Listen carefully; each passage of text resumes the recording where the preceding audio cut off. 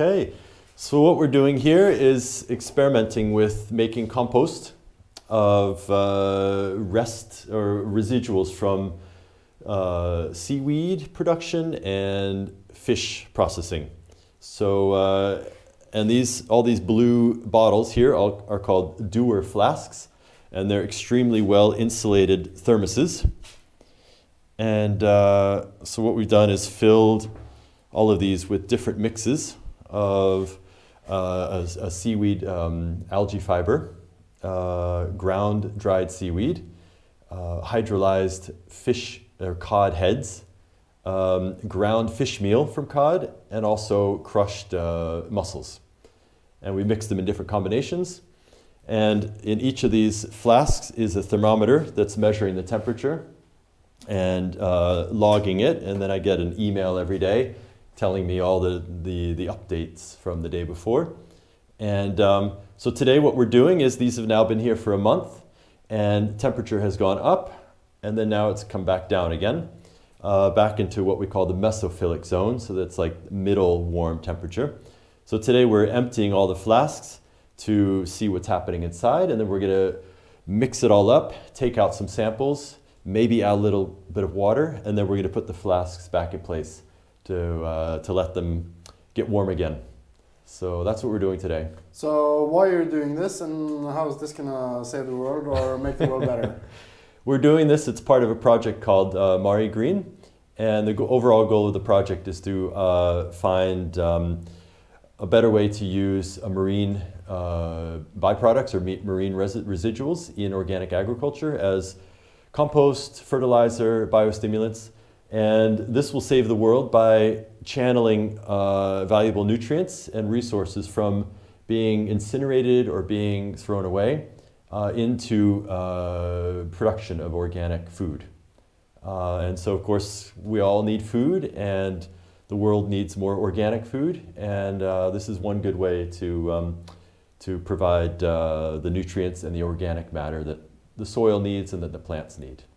So you want to show us when you crack one of these babies open? Yeah, come. We have one right here, ready to go.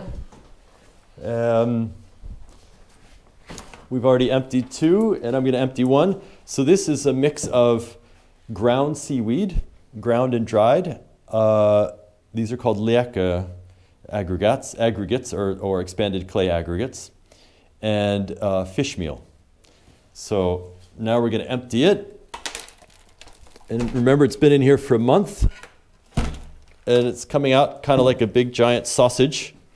And you can see there's also a lot of mold and mildew, but I can feel that it's warm. It's still warm. And so break it up, and you can see inside. So it'll be interesting to see how the others have performed. These here did not get the warmest. We have some others that got much warmer that were over 60 degrees. Some of them were around 60 degrees, 55 for almost a month.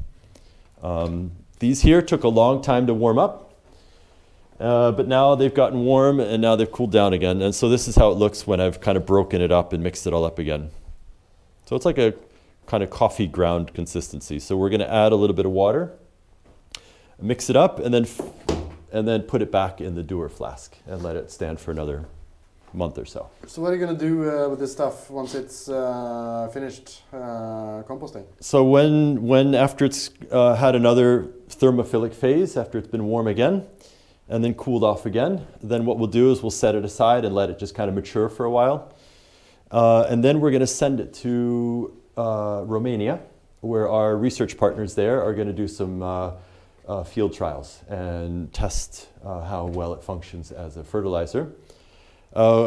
Here we're also going to be making some compost extracts. So we're going to be making like a kind of a compost tea and testing that as a biostimulant on some plants. What's a biostimulant? So a biostimulant is a fertilizer adds nutrients that plants need, like nitrogen, phosphorus, potassium. A biostimulant has other effects. They work on like the hormone regulation of plants. They work on the immune responses of plants. So it's not a direct nutrient, but it's like it assists the plant's other functions.